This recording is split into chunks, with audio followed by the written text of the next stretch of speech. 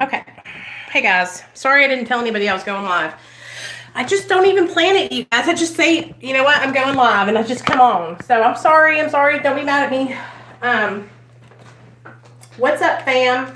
What's up, guys? It's Nicole. Welcome back to my channel. Let me see what I got going on here.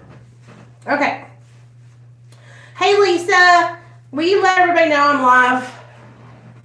I mean, you don't have to, but the girls in the Hangouts have been wanting to know.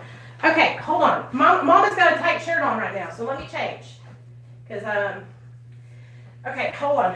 I don't want my boobies to be just like, my belly to be poking out. Okay, there we go.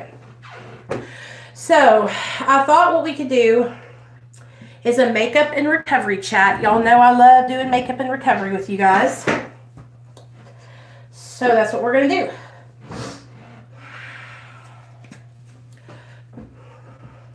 Deodorant on.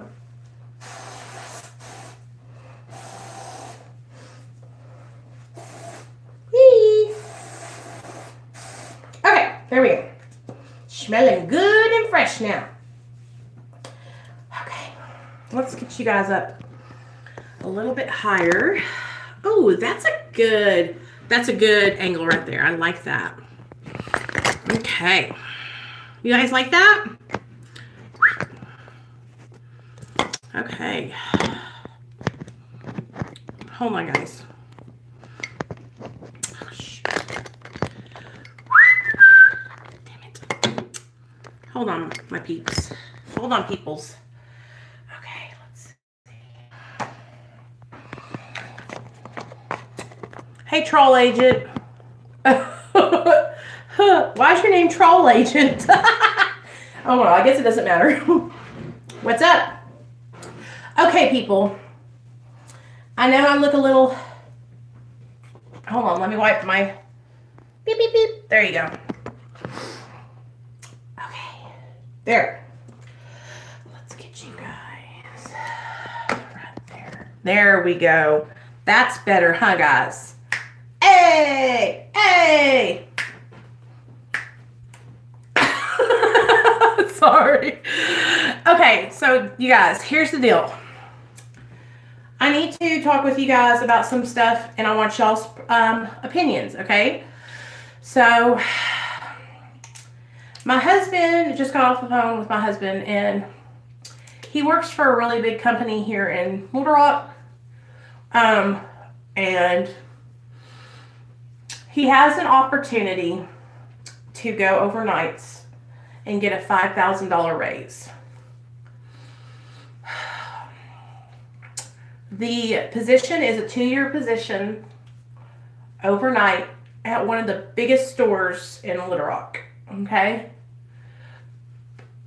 And, hey, Amanda. And if you guys haven't known, I'm very honest about this on my channel. My husband has struggled with his sobriety the last year. He's really struggled with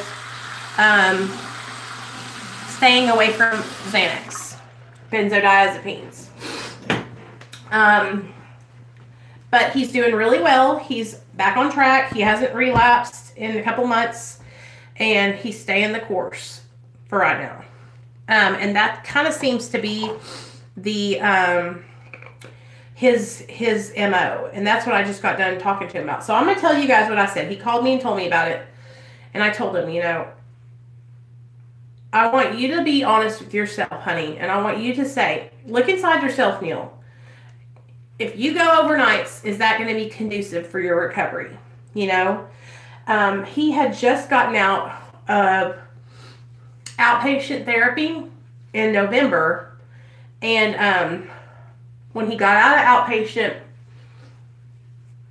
he promised me that he was going to start doing meetings and really getting to work on his recovery, okay? Well, let's just say that hasn't happened. He hasn't followed through with what he said he was going to do, okay? But he's staying sober, so I can't be mad at him, because not everything I do is going to work for him, right? Because everybody's different. Well, I just want him to make a commitment to his recovery, and to, if he's going to take this nighttime position, the manager at the store that he just left told him that he could make his own hours, and that he would get him promoted within the 2 years that he was there. So this is a huge opportunity for Neil. Neil's very smart. He's a very hard worker. But this is a great opportunity, but is it going to be conducive for his recovery? Do you feel what I'm saying? Because working overnight for drug addicts, I mean, for anybody, I think, it's difficult because a lot of people that work overnight are tweaking. Okay? I'm just going to say it. A lot of people that work overnight take substances to stay up. Okay?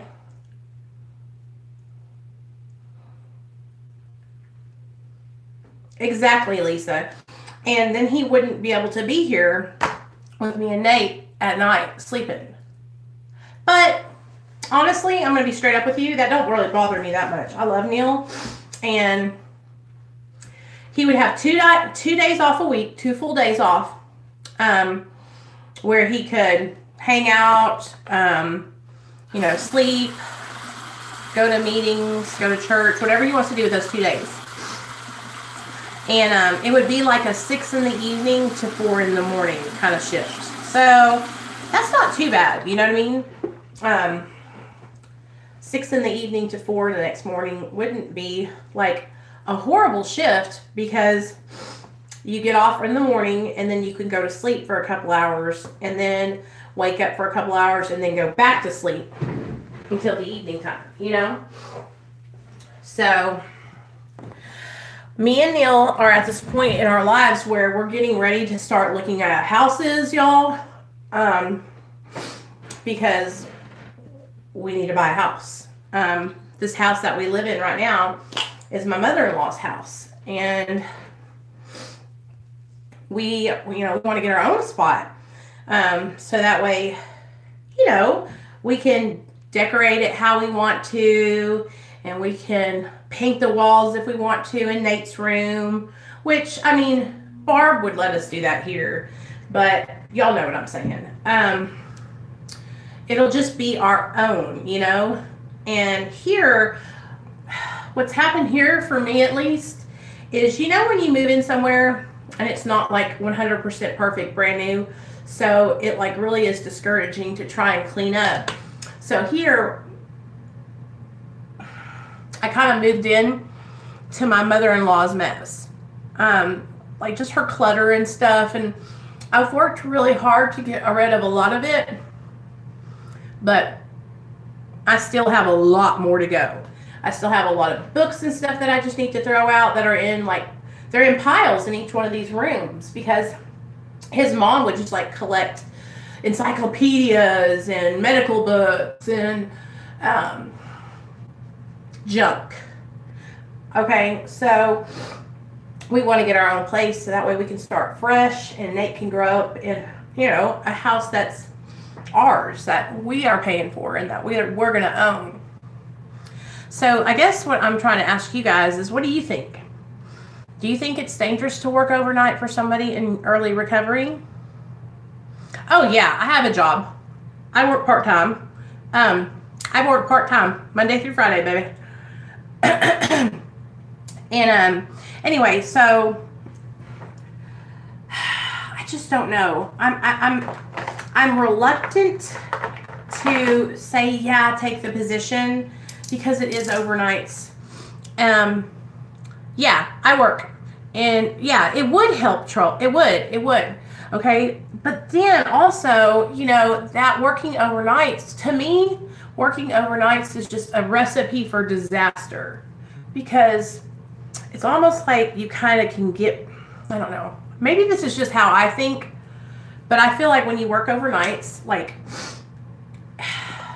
it's just kind of like a way that you can kind of like, I don't know. Neil's not, we're going to have to pray about it. And that's what I told him. I told him to call his sponsor and to talk to his sponsor about it. I told him to call his mom and talk to her. I told him to call my dad and talk to him. I told him to just talk to a bunch of people about it. And let's really, really sit on this decision and pray about it, you know, because, and just really sit as a family and think about it. You know, next year, Nate's going to be in kindergarten. My son will be in kindergarten. And I can take him to and from school, so he'll be safe. Hey, Jaxie. And, you know, he won't have to ride the bus or anything. And I can do all his activities. Like, I got that. You know, I can do that. And Daddy can do the working, you know, the hard work. Because my husband he's the one who makes the most money. His money is the breadwinner, you know. My money is like car payment and insurance money.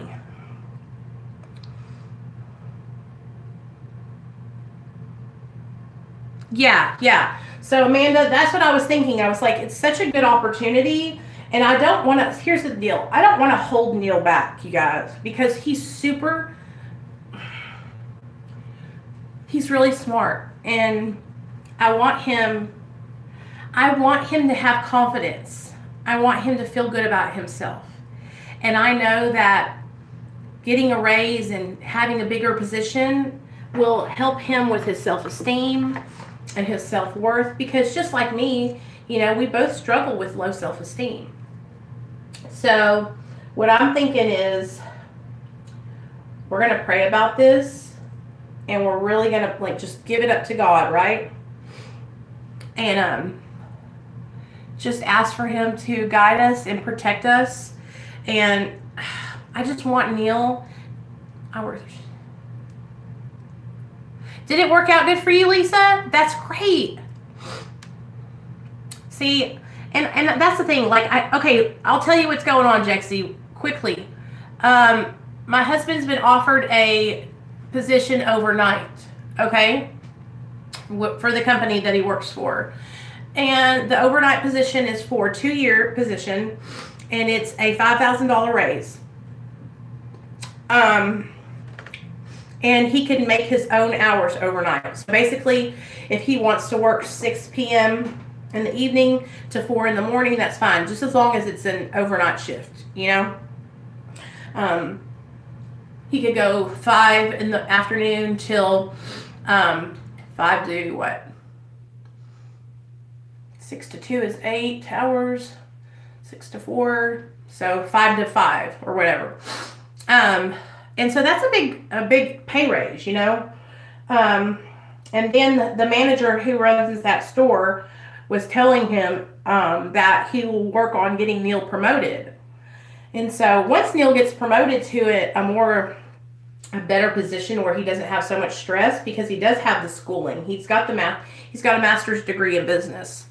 Then he could get promoted after those 2 years to a better position where he didn't have to work overnights. So it's a great opportunity, right? It's a great opportunity. But like I said, I would rather have him sober and working days than to be high and working overnight. Okay, so that's one of the things I recommended too, Lisa. I said, you know, if you are going to take this overnight position, then I want you to find, and there's an amazing meeting here in Little Rock called Cosmo, and they have a 6:30 a.m. meeting every day. And so many people go to it, you guys. Like, his sponsor goes to it. One of my sponsors used to go to it, because I used to have a lady that I worked through the steps with that went to that meeting. Was her main meeting. Her name was Carrie. And right, so he has the support, and he can get the support from the meetings and stuff. I know he can. He just has to follow through, right? So you guys pray for him, because we're trying to build our family, you know, or build our lives together. And we're married now, and this is a big step for our lives. I just want him to be happy and healthy. So if something like this makes him happy and healthy and he wants to work overnight, I will support him 100%. He's an amazing man. Neil has always he's always taken such good care of me, you guys. And I'm about to cry. God, I just don't even deserve him. He's just such a good person. When I was in active addiction, Neil saw stuff and saw a part of me that I couldn't see in myself. And he took a chance on me, you guys. And I'll always, always be grateful that he gave me a chance, because I love him so much. And he has turned out to be the best friend I've ever had. And I just want him to be happy. And so I know that getting promoted and having a new position would make him happy.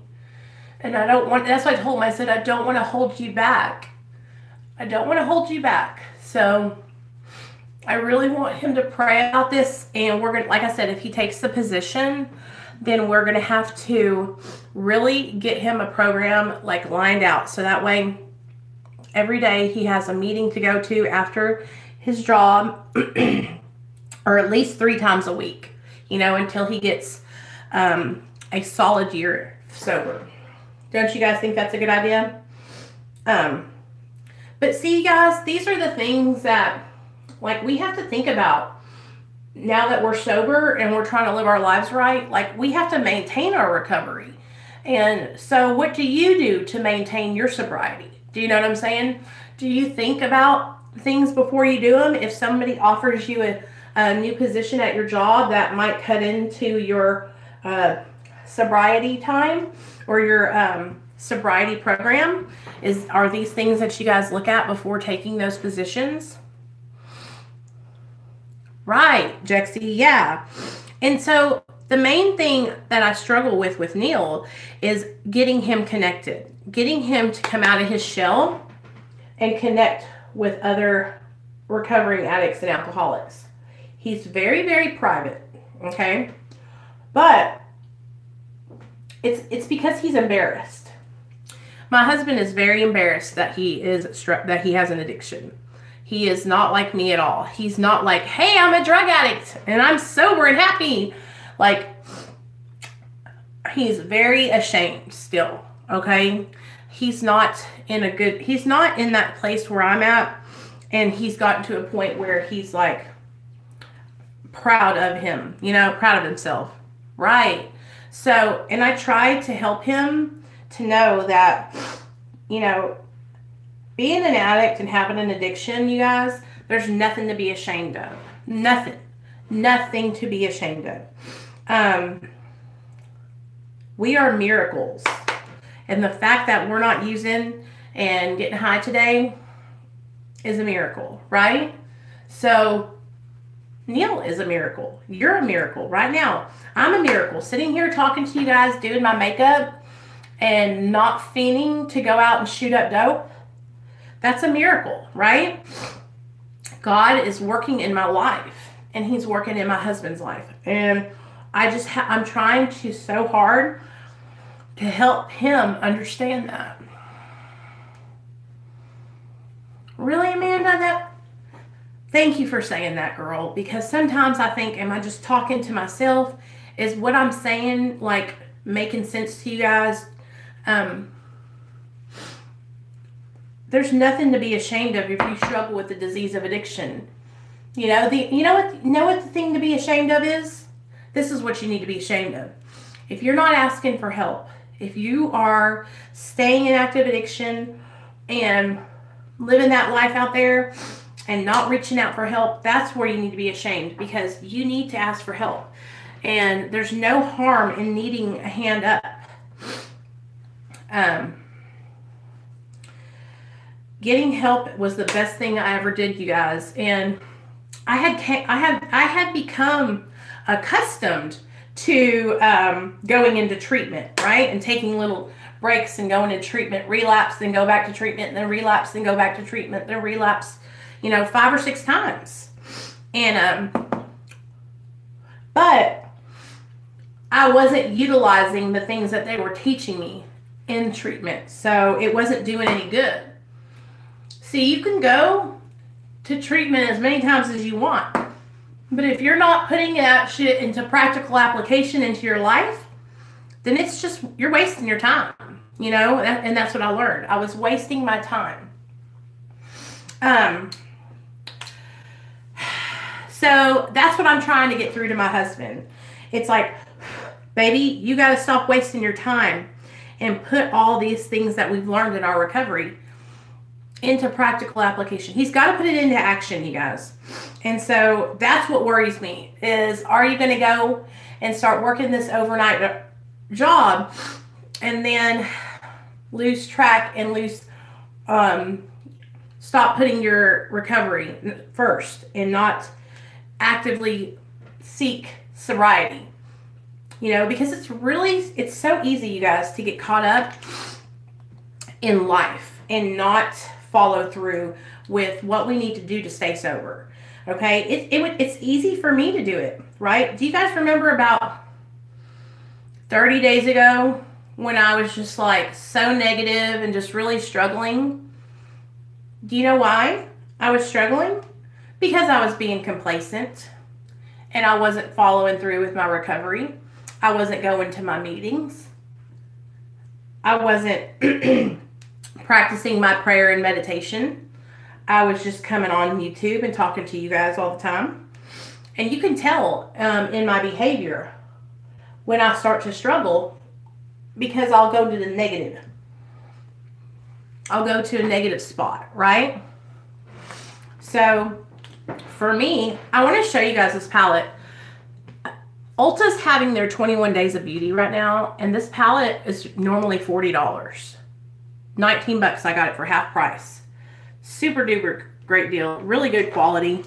It's called the Smashbox Cali Contour Palette, and it's got a blush, a contour, highlight, everything in there. It's real good. I like it. So anyway, if I'm not putting into action what I've learned, and I'm not following through and staying connected to my recovery family, then it's so easy to fall off course, you guys, right? Because what happens is we get complacent and we think, oh, well, I've got this. I've got this. I don't need to do my recovery anymore. Or we might not even think that in our mind. We might not think, oh, I'm not going to do my recovery, right? But subconsciously, we stop doing our recovery. Because what happens? We got this. We got this. And that we got this attitude and that lack of humility and that ego poking up, it's the worst. It always helps, takes me down. Crappy.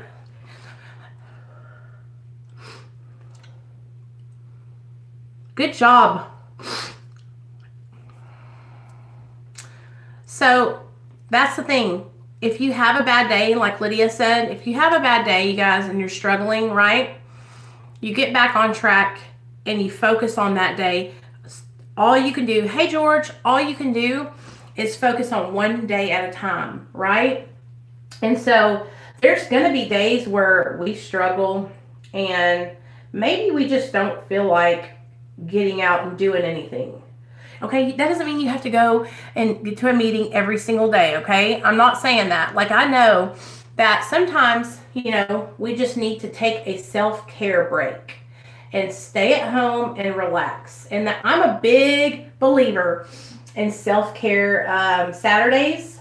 So that's what we're doing right now. This is self-care Saturday, just so y'all know. And on self-care Saturdays, I make my makeup real pretty. I take a nice hot shower, which I already did. I do some laundry. I take care of my house. I just make it all nice and neat the way I want to have it. And then I relax and I talk to my people. You guys. I read books on Self-Care Saturday. I catch up on YouTube videos on Self-Care Saturday. I'm actually, right now, I'm reading a keto magazine and learning all the things that I can eat during the week. Hey, Beyond Beauty. Welcome, everybody. Welcome, everybody, to the chat, just so you know. You guys, I'm so stoked that more people are coming out and introducing themselves and feeling comfortable to talk in the chat. You are amazing. I'm so proud of you guys. Like, this is what I wanted my channel to be. I wanted it to be a place where we can all gather around and talk and support each other, right? And know that you're not alone, okay? Just because you're a drug addict doesn't mean you're a bad person, okay? Just because you struggle with, you know, substance abuse disorder doesn't make you bad or less than. It makes you strong, badass, okay? In fact, one of my friends, I don't know if you guys are subscribed to Leonard, but he has a channel called Her Opiate Fix. And he did a video, it was like last week or something, talking about how, you know, us drug addicts, we are some of the most strong, amazing, resilient, determined, loyal, dedicated people you will ever meet in your whole entire life. And we will go down and do whatever it takes to help our friends, right? But if you do us wrong, we will take your ass down through there too. And I'm so grateful for people like Lisa and George and Leonard and Bama, my loyal since the beginning people, you know, and more of you are coming in and becoming my second round of loyal people, you know, like Jexy and Low Flow and Emily and who else? Let me think. Oh, all my people. Bill and everybody. Y'all know the deal. But y'all are becoming like my normals, my regulars that I see every time I have a chat. And that, when I get to know you guys and we get to chat like this and I get to personally get to know you guys, it means so much to me. And Beyond Beauty, I'm so excited that you've started chatting in the chat, girl, because I haven't seen you a lot on my channel, and I'm really grateful that you're here. Your voice matters, and you're just as important as all the rest of all the people on my channel. And so I love having you guys here.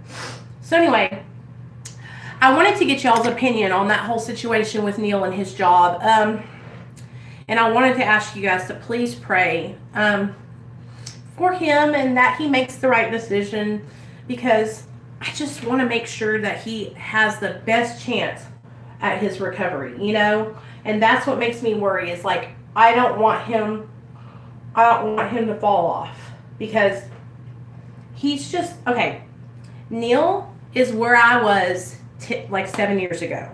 He's still in between, like, do I want to be sober or do I want to get high? You know what I'm saying? Like, he still struggles with, like, pulling the trigger all the way. And so, let's see. What palette are we going to use today? Okay. We're going to use my Dose of Colors, Katie and Desi collaboration, okay? So, you know how I talked to you guys about willingness to change, and how willingness to change comes for everybody at different times, right? So, like for me, the willingness to change, to stay sober, didn't come until I had about 2 weeks into my treatment at the treatment center. And because I was still trying to get high inside the rehab, right? And so that willingness to change didn't come until, like I said, 2 weeks into my treatment. And then what would happen is the willingness would fluctuate. Like, some days I would be so ready to change and, you know, focused on staying sober and doing the right thing. And then other days I would be like, screw this, and I would get the fuck it syndromes. Have you guys ever heard of the fuck it's? Let me tell you about it. So the fuck it syndrome is where you're trying to stay sober, you're living your life in recovery, and you've been doing really good, And then all of a sudden, you just say, fuck it. And sometimes we go back out when we do the fuck it's, right? All right, Lisa. Sometimes when we do the fuck it's, we go back out and we lose our recovery. So a lot of the times what will happen to me because I still have the fuck it's sometimes. But when I have the fuck it's, you guys, I weigh all my options. And there's a saying that we say. We say, play the tape all the way through, right? Hey, Sharon. We say, play the tape all the way through. All right? And so when I play the tape all the way through and I weigh out the option of going out and using drugs and alcohol against my option of staying sober and doing the right thing, what used to happen is the option to get high would trump the option to stay sober, because I would say, well, I'll have a good time. It'll make me feel good. What do I have to lose? And I would have all these reasons why I wanted to get high, right? Well, now I have all these reasons why I want to stay sober. And so when I have a fuck it day, you know what I do? I line up my reasons to stay sober against my reasons to get high. And today, I have more will to live sober than I do to get high. So, I want to know, what are your reasons for staying sober? What are your driving forces? What pushes you every day to get up and to not drink and get high? Please, let me know. Not going to jail. That is a good one right there, George. Or dying. Absolutely. And see, some people might say, oh, come on, George, you're over-exaggerating, right? But you guys, no, he's not. That's what will happen if we continue to go out and use drugs and alcohol. We will lose our lives. Your daughter. Amanda says that her daughter is her reason. And you know what, Amanda? I can dig that, girl. My son is a huge reason too. What else? I want to hear more. What else? What other reasons? I'll share with you guys some of mine. My son. And then this has happened to me over time. But because I deserve it. I feel I deserve to be sober now. Not wanting to feel withdrawal ever again. Heck yeah!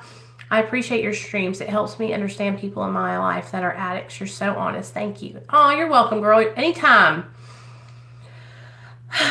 Family. That's a good one. Do you guys know what I'm saying, though? Like, are you guys to that point yet in your recovery where you believe you deserve to be sober? Or are you guys still struggling with that? How many of you guys have gotten to the point where you are beginning to love yourself and you know that you deserve recovery? Let me know. I want to know where my people are at on the self-love train. And if you're struggling with self-love, you're struggling with believing that you deserve better, let me know. I want to know. For mom and dad. That's a good one too. And you guys, a lot of people will say, well, you need to get sober for you. You can't get sober for anyone else, right? Which is totally true. But we can use these other people that we love in our life as motivation, okay? So while I was still struggling with self-love, while I didn't love myself, I used my son to push me. My son is the reason why I got sober. Because you know what? I didn't love myself. I didn't care if I died. I didn't care if I overdosed. I didn't care if I went to jail. You know what I'm saying? And I know you guys have been there too, where you just didn't care what happened. But if you can find one reason to grab onto and use that reason to motivate yourself and to work recovery, guess what will happen? you'll shift and you'll begin to believe that you deserve recovery. I love sobriety, and I think to not let myself get down, because I know a sober and boring life is better than ODing and living that BS life. That's right. I don't struggle with my day-to-day recovery right now, but that doesn't mean I never will feel down. Exactly. Share Bear says, I didn't want my marriage to end. I knew I was sick and I just want to be better. I pretty much said fuck it to this way of living and got off opiates and off Suboxone. Now my biggest threat is Xanax. It was hard for me in the beginning for myself. In rehab, it was from my cat Minky at the time. True story. Oh, I see, and that's fine. Listen, that's what we have to do, you guys, because in the beginning, a lot of us do not love ourselves. A lot of us have no self-esteem, no self-worth. We're very insecure. And using something else as, it's like a motivation. It's a motivation. It helps so much. So that makes, see, I'm so happy that you guys are learning and that you guys are zeroing in.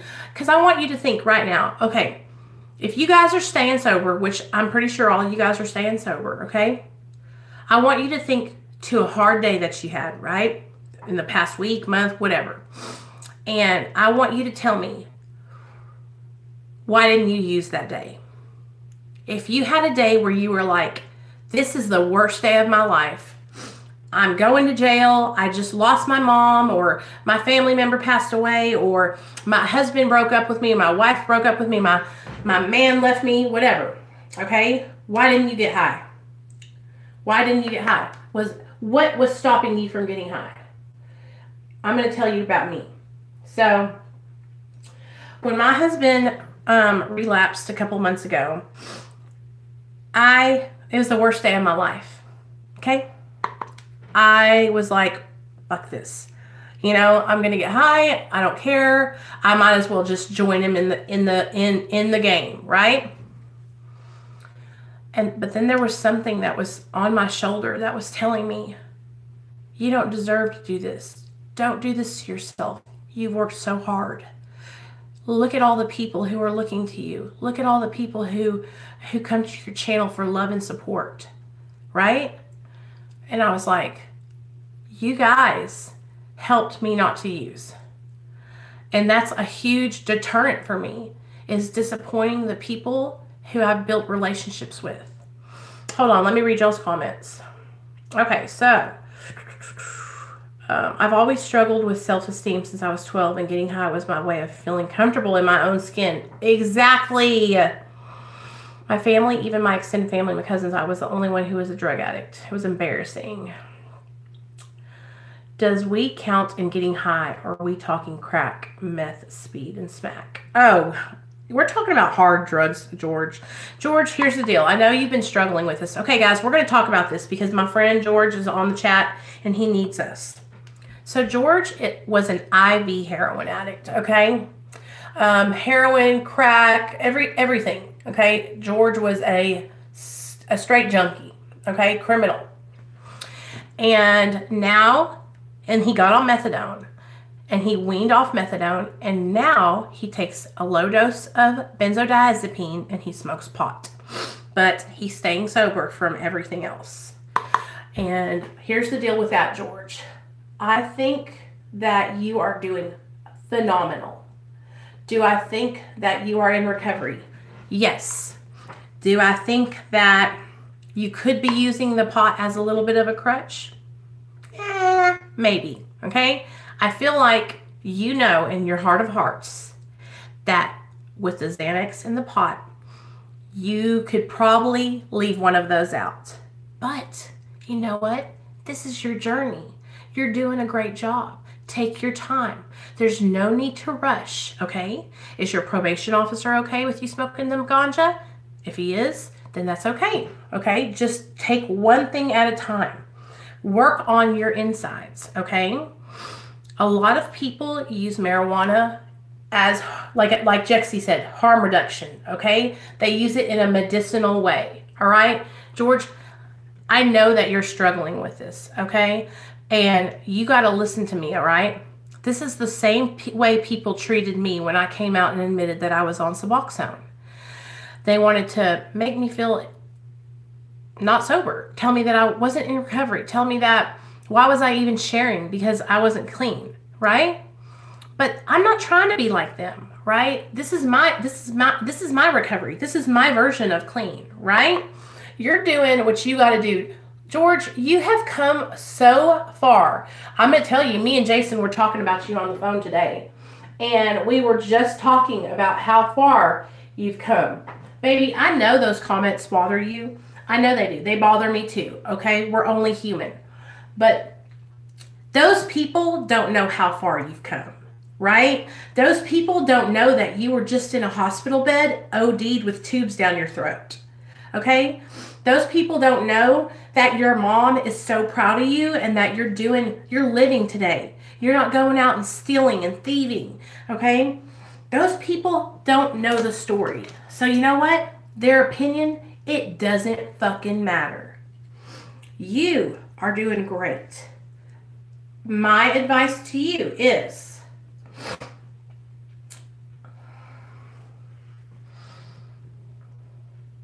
right.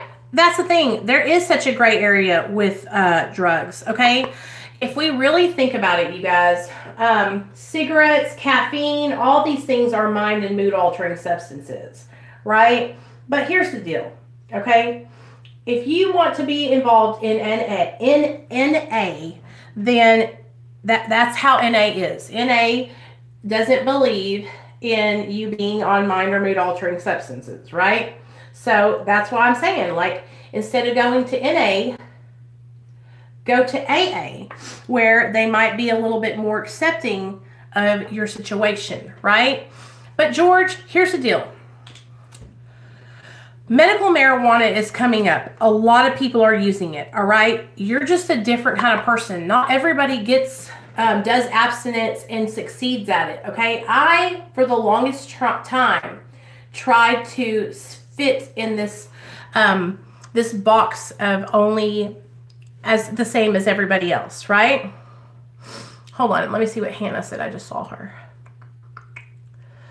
Okay, harm reduction, don't feel I deserve anything good. Oh, Hannah, I know who that is. It was so extra.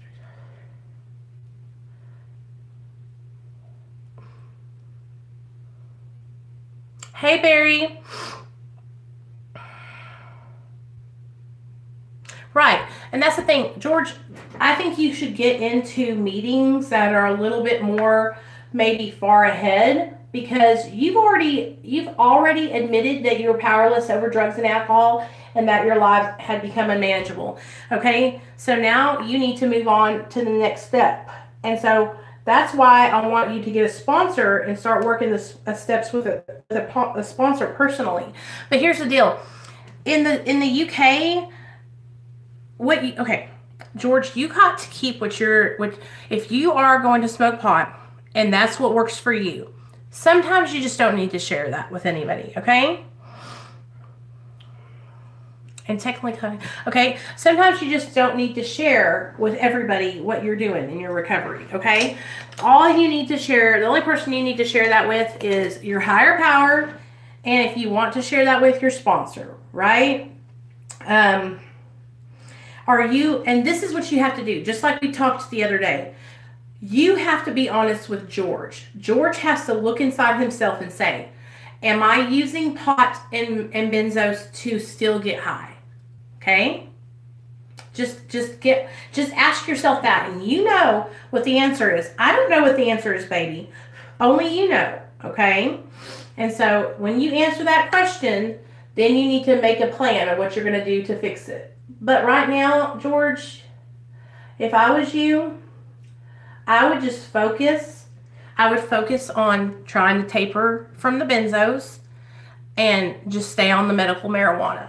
Because at least the medical marijuana is not as dangerous for you as it is to be on benzos long term, right? But that, again, that's up to you, baby.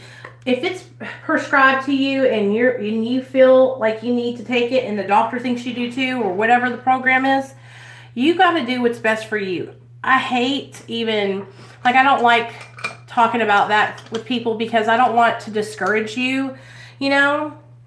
Good. I don't want to discourage you because I think, George, you've come such a long way in such a short period of time, and you're so young that, I mean, I just think that you're doing great. So just keep on trucking. Just keep moving forward.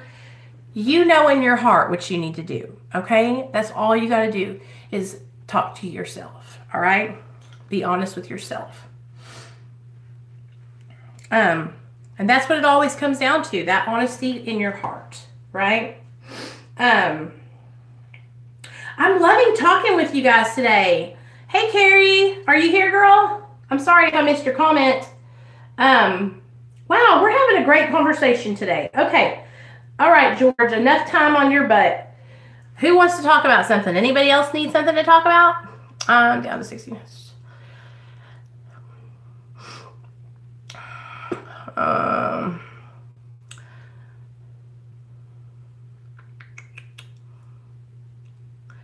Okay. No, you can do the steps, George. You can do the steps, okay? That's the whole point of doing the steps. So that way, while you're doing them, you might have a spiritual experience. A spiritual awakening is what you're supposed to have, right? And while you're doing the steps, you might say, you know what? I've gotten to a point where I'm ready to be abstinent, okay? But that's why we want you to do the steps. So that way, that might happen for you. Nobody can tell you, oh, NA, well, I'm telling you, listen to me, George, you need to go to AA because nobody can tell you you can't go through the steps. That's so retarded, dude. Who the fuck is telling you that? I want to talk to them. Oh, yeah, Jamie, you can. Yeah, benzo withdrawal is not fun. That's why you have to taper off of them really slowly because you can have seizures and die.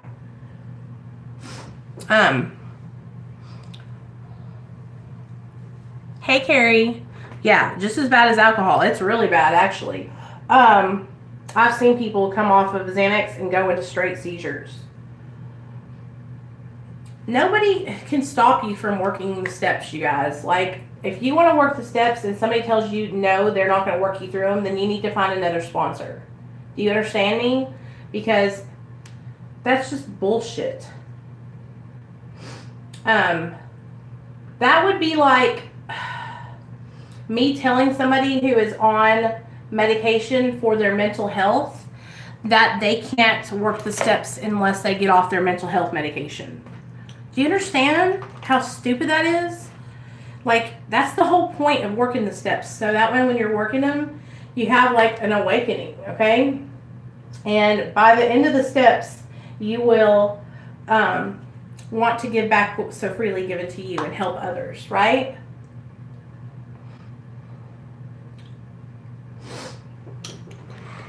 So, oh, this color is like so pretty, you guys. Okay, so what else do we want to talk about? Anybody have anything they want to talk about? Let's get it. Come on, I want to talk. I'm having fun. Come on, sisters. Come on, brothers. Okay. Brothers and sisters.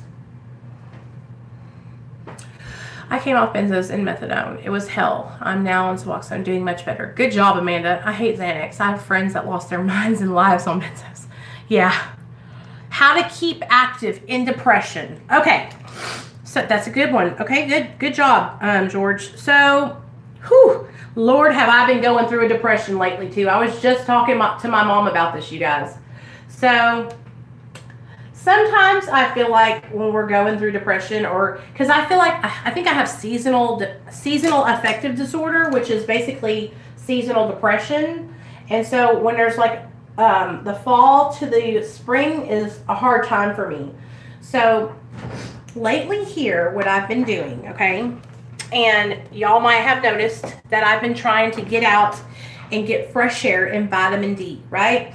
Go out and be active with my son, go out and be active, just take you guys with me for walks, and that really, really helps me a lot. If you're struggling and you've been cooped up, okay, in your house all week long, I want to challenge you to get out and move around. Okay? It will change your life. Now, I'm not telling you that you have to go run a marathon, okay?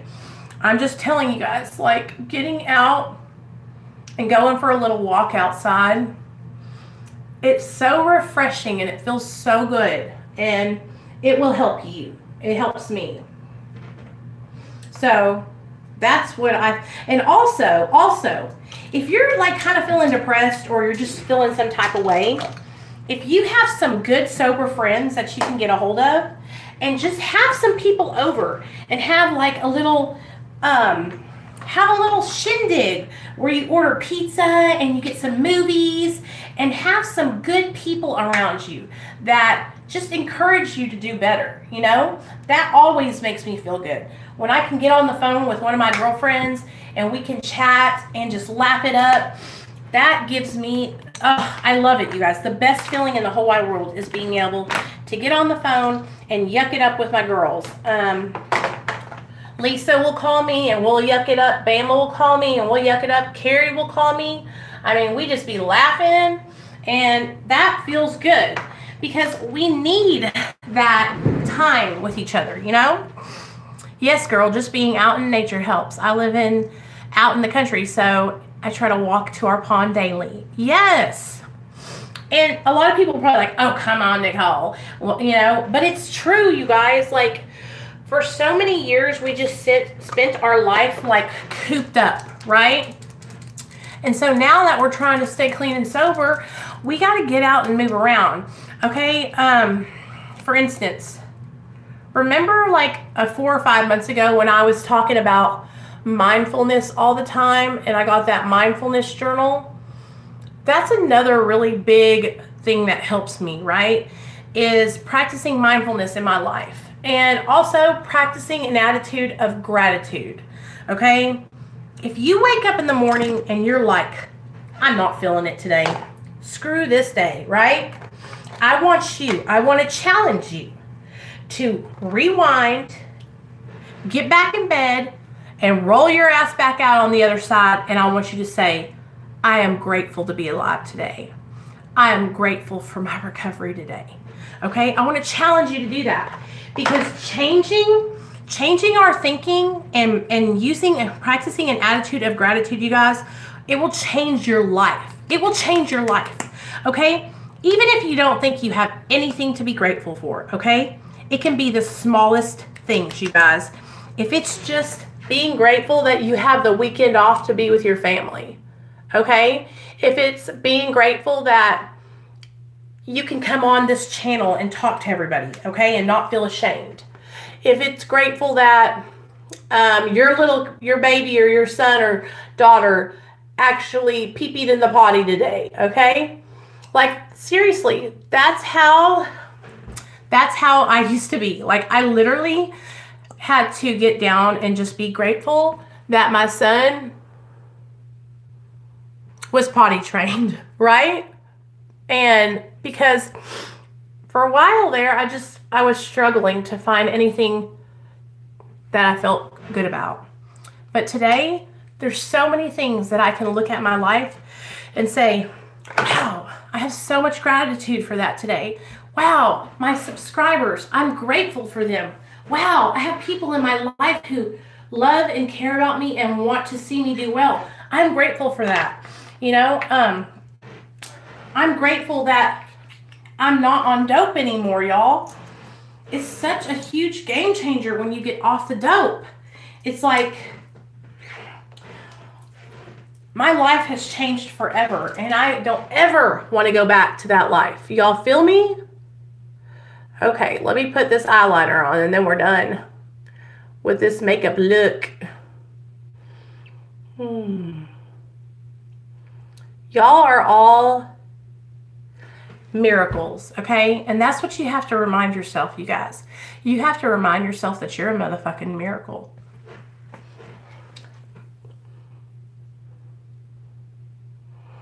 And if you don't believe that, then I want you to practice every day. Look it in the mirror when you get up, okay? When you get up and you get in the shower and you get out, I want you to look in yourself in the mirror and I want you to say, I'm a miracle. Nicole was right. I'm a miracle.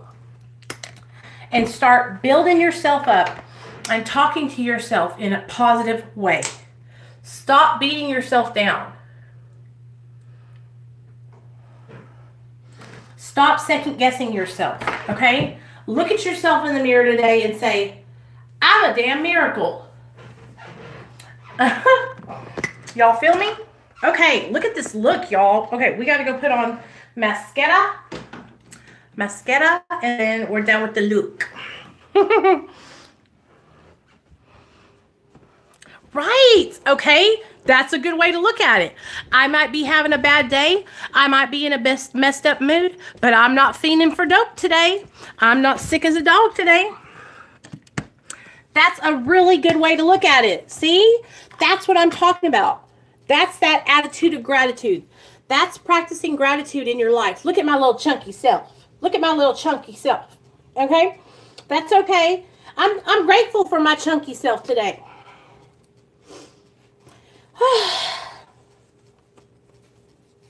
Okay. I'm grateful for my big ass BBW self, right? I got food in my belly today. I'm not sleeping on the street today. I'm not homeless today. I'm not begging for change today on the side of the road. Okay? I'm not sucking D today, right?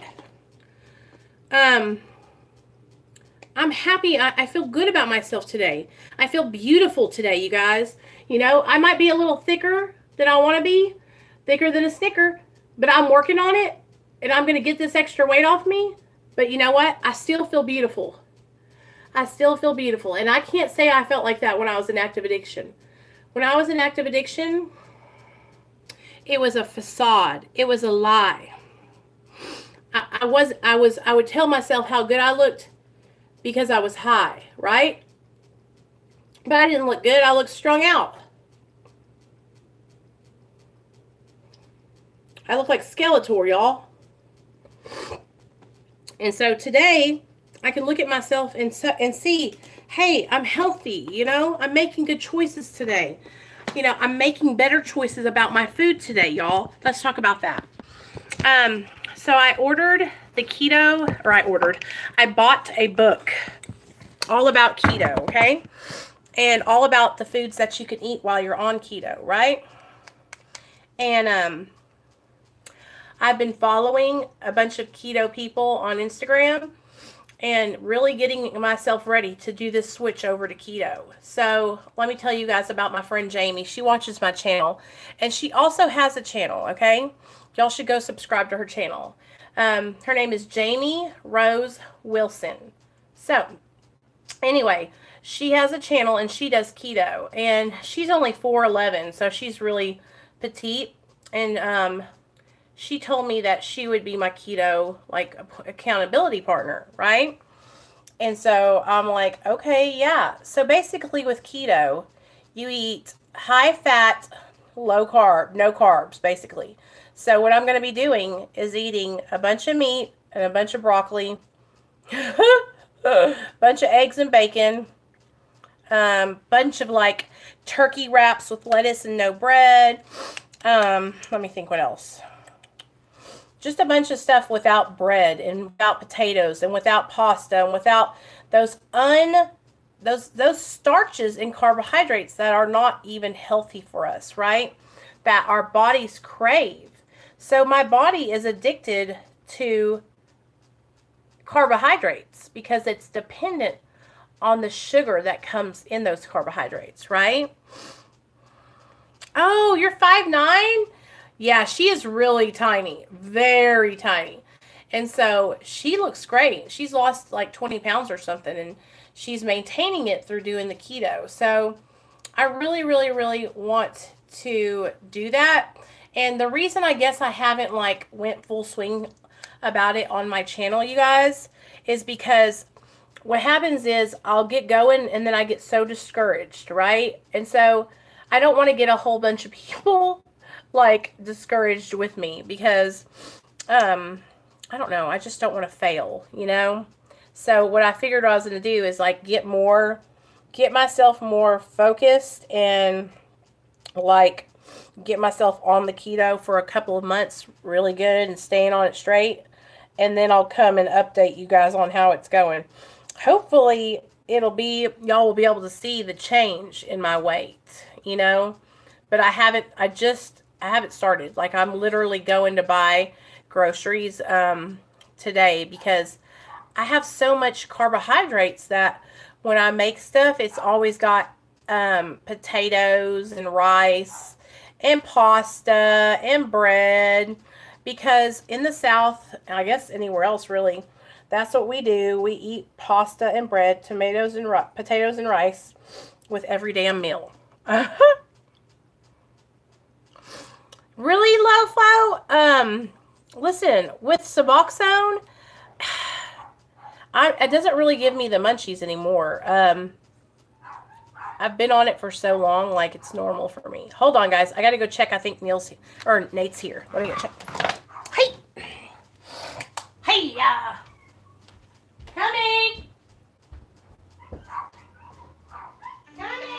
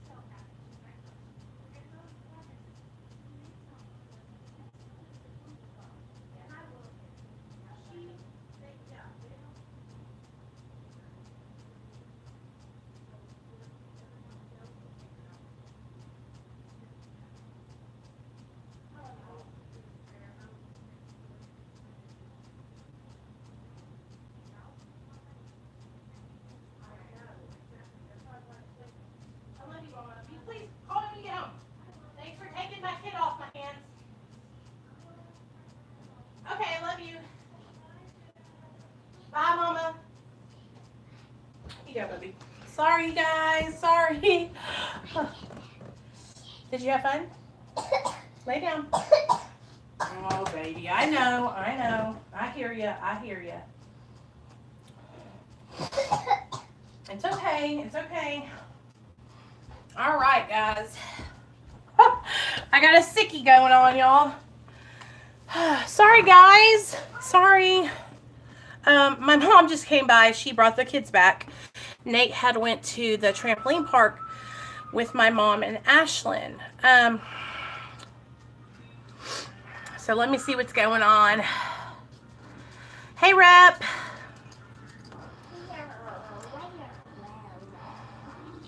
Oh.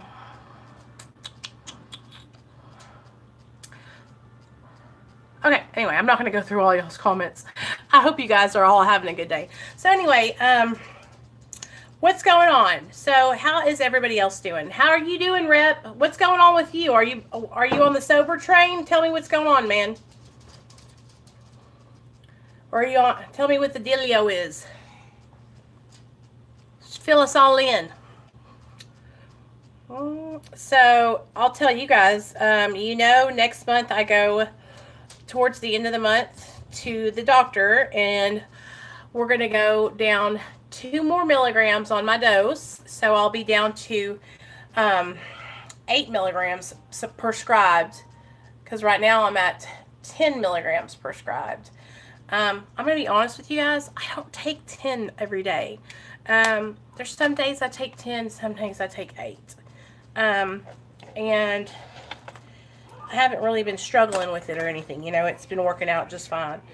I really want to get down as low as I can, because I'm being honest, I've been on Suboxone for about 3 years now, 3.5 years, and I'm starting to feel like I'm ready, you know, like I'm ready to get off. So, and that's what I think happens for everyone. I think what happens is, it's a different amount of time for everyone. Like, if it took me about 3 years to get to a point where I was like, you know what, I want to start tapering, right?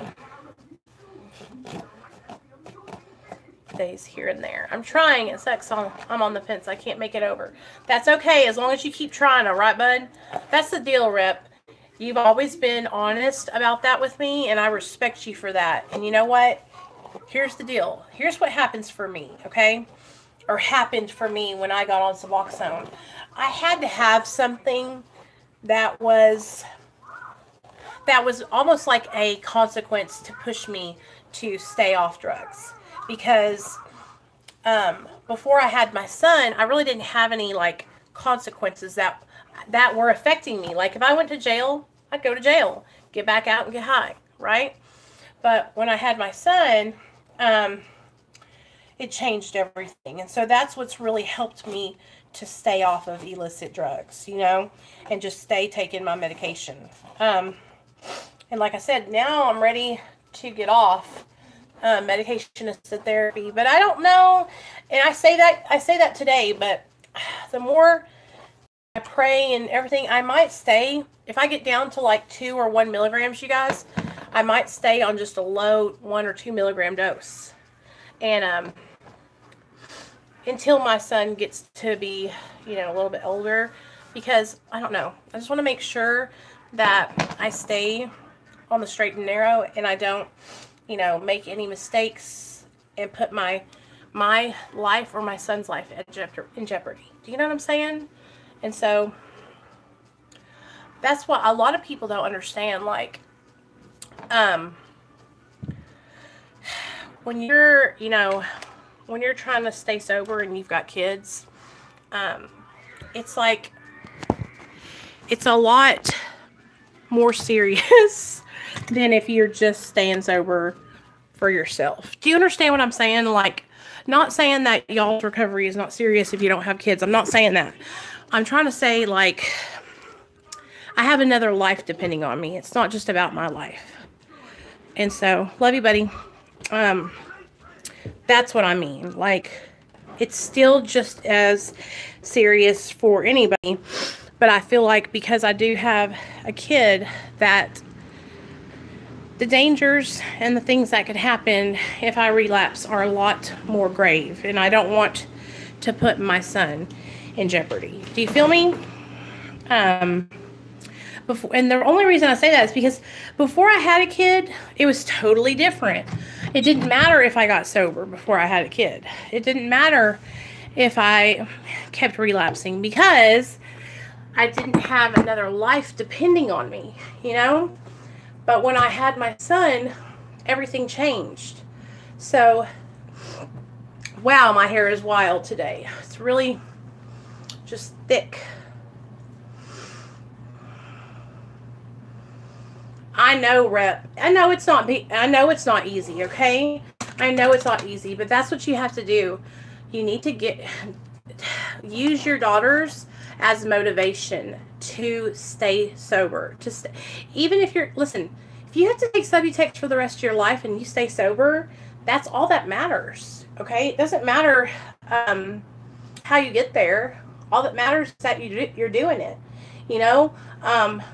Have you really started to look at, like, the reasons why you have your bad days? Like, whenever you fall back or you relapse on opiates, on Roxy's, what happens? Like, what leads up to that?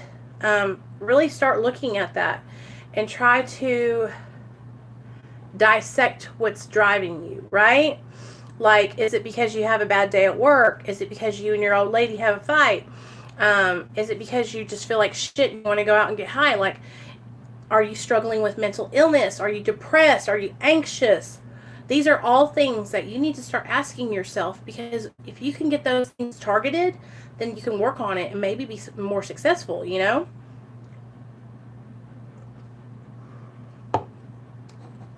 Once you put together, you know, a couple days, a month or so of staying straight, and you can start really analyzing your behaviors, you know? Okay, well, baby, why don't you have you looked into going and getting, you know, help for that? Talking to a therapist or a counselor, or maybe going to your doctor and seeing if there was anything that will help you. Like, my husband takes this medication called Cymbalta, and it really helps him. And I take Wellbutrin and Lexapro, and it really, really helps me. Honestly, like, without Wellbutrin and Lexapro, I don't even know if I'd get out of bed, because my mind, it's like this hamster wheel, right? Where I'm just constantly overthinking things. My dad was an alcoholic until I was 5. Yeah. So, you can do this, though. You know, we're always here for you. Okay. So, before I go today, I wanted to read a story with you guys, okay? And this is a story out of the back of the Big Book of Alcoholics Anonymous. It's on page 513, and it's called Empty on the Inside. I spent my life acting as if. Either acting as if I knew. I didn't ask teachers questions in school. I might find out I didn't know the answer. Or acting as if I didn't care. I always felt as though everyone else had been given the directions to life, and I had been somewhere else when God was handing them out. To me, you either knew how to do something or you didn't. You could play the piano or you couldn't. You were a good ball player or you weren't. I don't know where I learned the attitude that it wasn't all right not to know, but it was a certainty in my life, and it almost killed me. The concept of set a goal, work for the goal, achieve the goal was foreign to me. You either had it or you didn't, and if you didn't, you couldn't let on. You might look bad. I never once stopped to consider that others might really have to work hard for what they had. Gradually, my attitude translated into contempt for those who did know. Leave it to an alcoholic to look down on someone who is successful. My father joined AA when I was 7. Many of my childhood Friday nights were spent at open AA meetings because we couldn't afford a babysitter. I was the kid sitting over in the corner with a book. What effect did it have? I knew that being alcoholic meant you couldn't drink anymore and that you had to go to AA. As my drinking career began, I was always careful not to utter the A word in connection with my name. At my house, I would have been handed a meeting schedule. Besides, I knew that AA was all old guys that drank coffee, smoked, and ate donuts. I had been there. Looking back, I'm sure most of those old guys were barely 30. So no, AA for me. That would mean not drinking. And when I drank, life changed. I was 15 the first time I got drunk. I can tell you where I was, who I was with, and what I was wearing. It was an important day for me. Within a year, I was a poster child for adolescent treatment of alcoholism.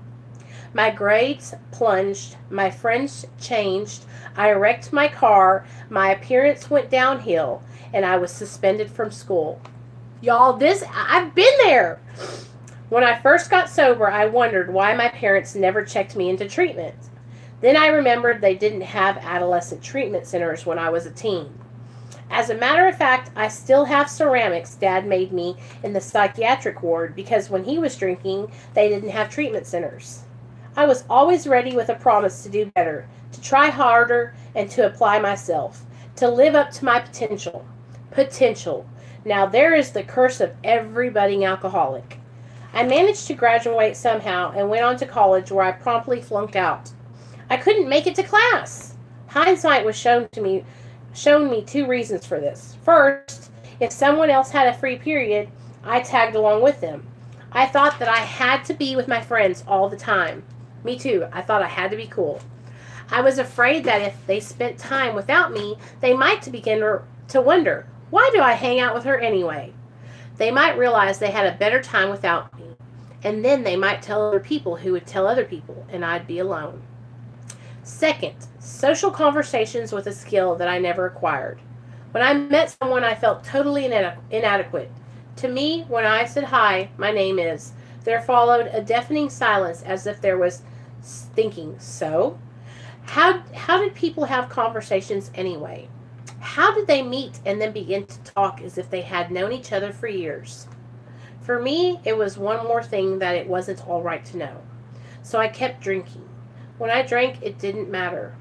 It's important to interject here that I love to drink. Drinking put me into the middle of life. I was a social drinker. Drinking made me extremely social.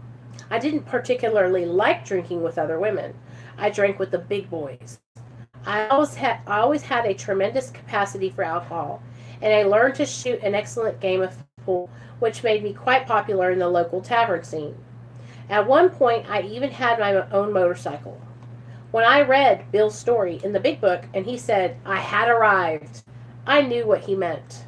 For 14 years, my drinking took me places I never meant to go. First, I moved south. Then I knew the town I grew up in was a problem.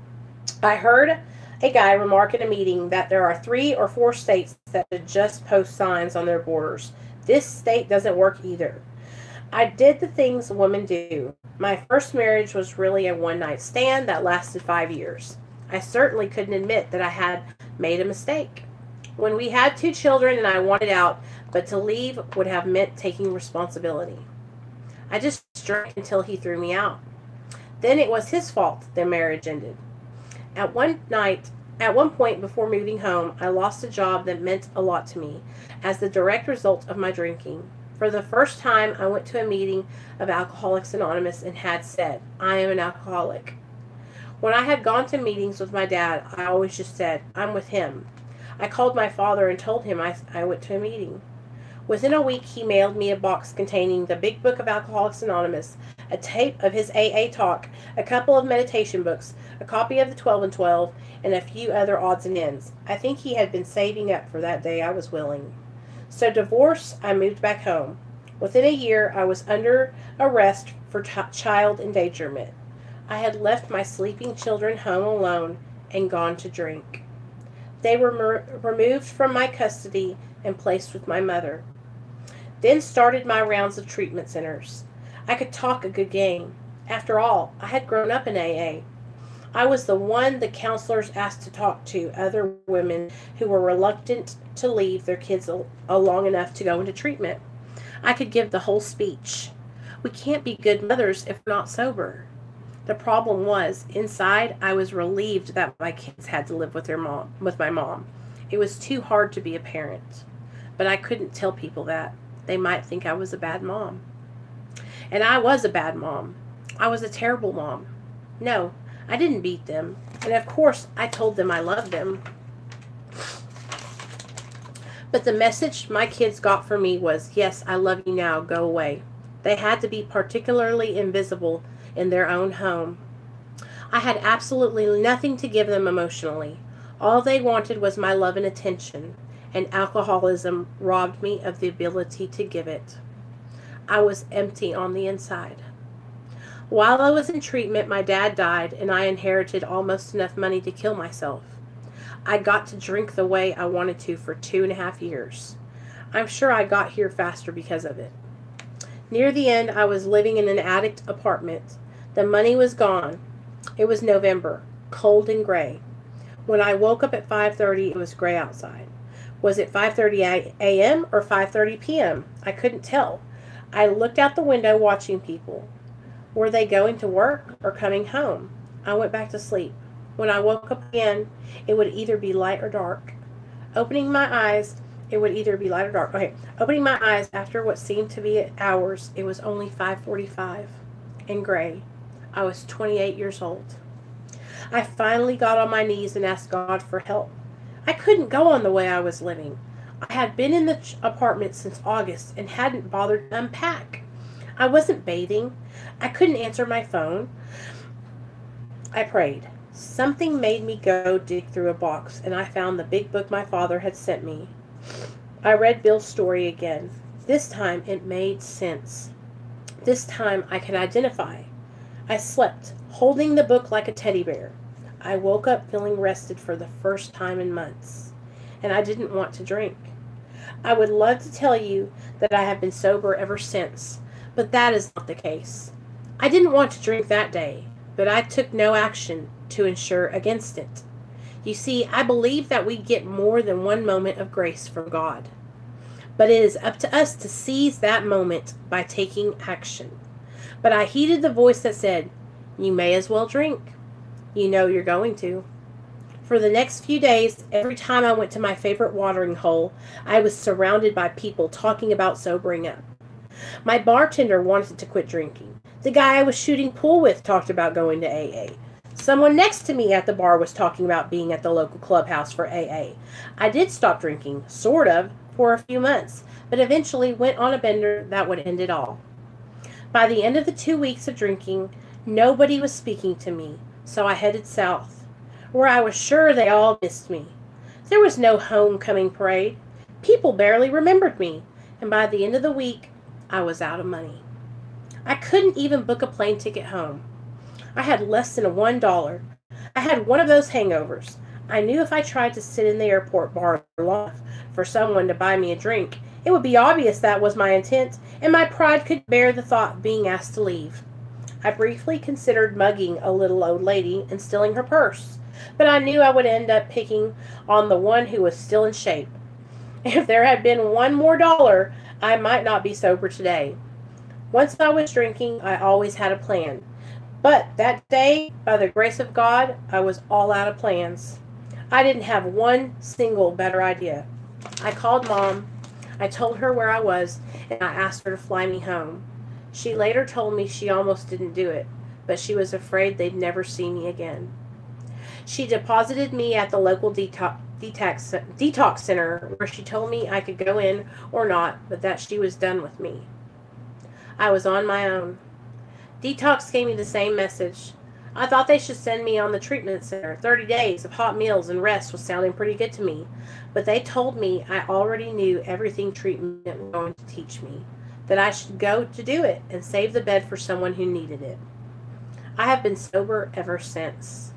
I was finally accountable for my own recovery. I was responsible for taking the action. One of my favorite games had always been making it someone else's job to see that I got my work done. That game was over. I had never expected to live to see 30. Suddenly, I was 29 and a half and showing no signs of dying anytime soon. I knew in my heart that I would live whether I drank or not, and that no matter how bad it was, it could always get worse. Some people get sober because they're afraid to die. I knew I would live, and that was far more terrifying. I had surrendered.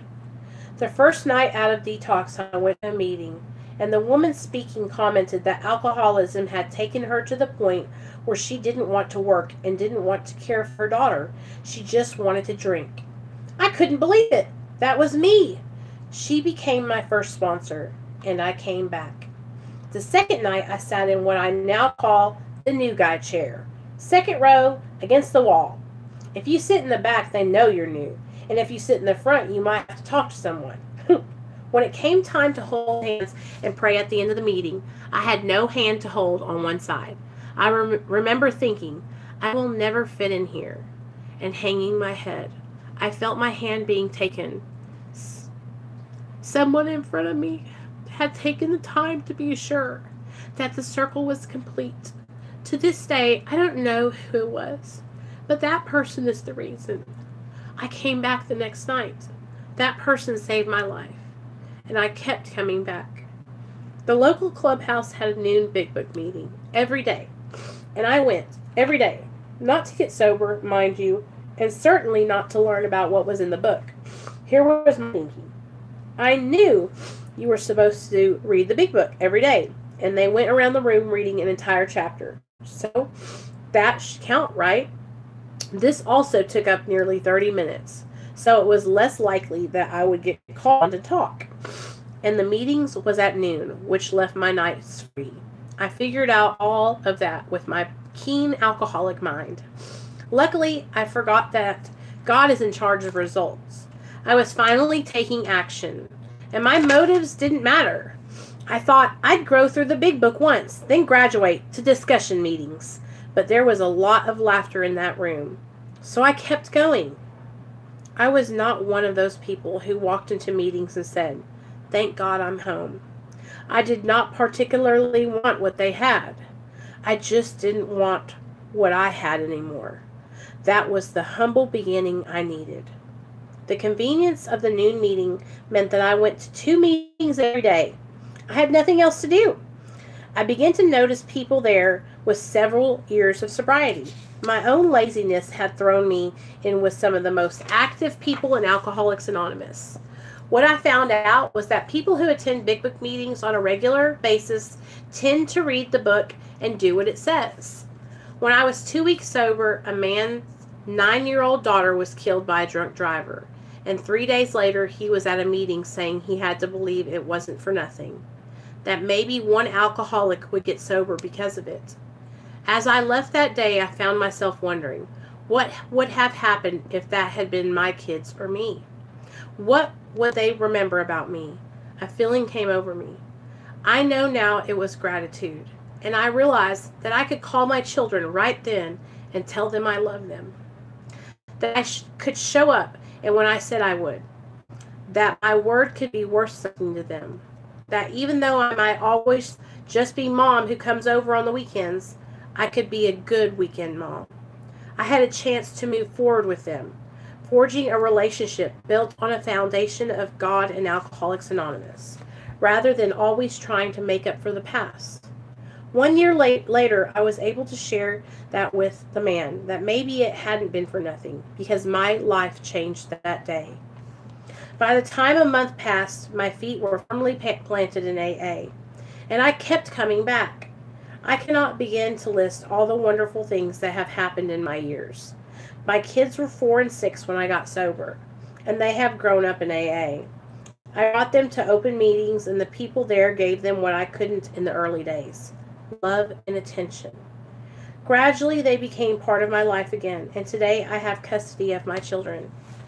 I remarried in AA to a man who believes in AA the way I do. I knew we were off to a good start when he didn't get angry that I stood up to go on a 12-step call. She stood him up to go on a 12-step. Oh, that's good. We agreed to never be higher than third on each other's lists, with God always first and AA second. He is my partner and my best friend. We both sponsor several people, and our house is filled with love and laughter. Our telephone never stops ringing. We share the joy of a common solution. We have had some tough times. Our son is a third generation of AA in my family. After a suicide attempt at age 14, we found out he too was an alcoholic.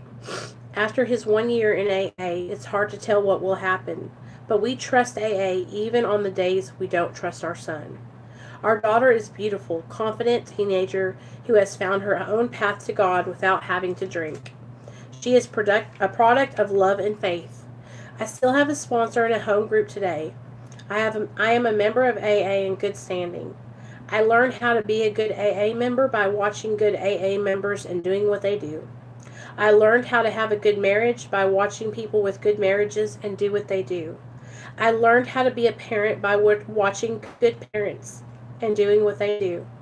And I finally have the freedom of believing that it is all right not to know. Oh, I love reading these stories. So, when you're trying to get sober, that's really all you have to do is find someone who's living their recovery and do what they do. Find someone who you see working their life and having what you want in your life and follow them. Ask them, hey, how do you do it? What are you doing to stay sober? How have you changed your life? You know? And I guess for us, that's a hard thing to do because it's a humbling to walk up to someone or to call someone or to reach out to someone at a meeting or to reach out to somebody on a live chat or to come into a meeting, a live chat and say, hey guys, I'm struggling. How do you do it? You know, but this is how you do it. You come and you sit and you take part in recovery meetings. You come and join in on our little meetings we have over here. You reach out to other people in the community and talk to them and ask them how they're doing it.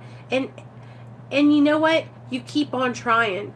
You don't ever give up. You know, if you're struggling with a disease of addiction and you're struggling staying sober, you're not the first one and you're not going to be the last. So many of us have struggled to get sober, you guys. You know, you're not alone. You're not alone. And you just got to keep on pushing forward. Keep on pushing forward, baby. So, anyway, I just wanted to read that with you guys because it touches my heart every time I read out of this book. It literally gives me life. I love, love, love reading these stories. They touch my heart. They remind me of myself. Like, I remember being just like that. I remember just being lost, you know, and today I'm not lost, you guys.